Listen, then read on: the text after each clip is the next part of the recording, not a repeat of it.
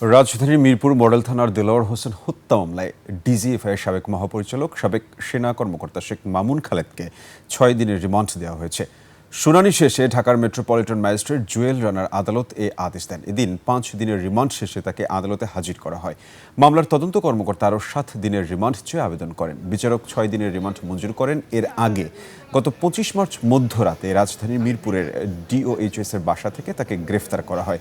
২৬ March তাকে ৫ দিনের remand মঞ্জুর করেন আদালত।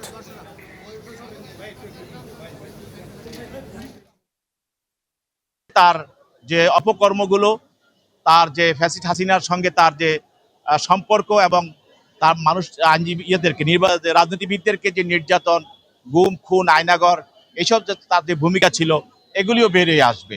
দুবইয়ের বক্তব্য শোনার পর বিজ্ঞ আদালত তাকে তার বিরুদ্ধে ৬ দিনের রিমান্ড মঞ্জুর করে তাকে তদন্তকারী কর্মকর্তাকে জিজ্ঞাসাবাদ করার জন্য তদন্তকারী কর্মকর্তার কাছে তাকে হস্তান্তর করেন। আমরা মনে করেছি যে এখানে আমরা আইনের শাসন প্রতিষ্ঠিত হয়নি, ন্যায় বিচার প্রতিষ্ঠিত হয়নি। আমরা এই আজকে যে আদেশ বা বিশেষ করে আদেশ হয়েছে, সেই আদেশের এগেইনস্টে আমরা উচ্চ আদালতে যাব।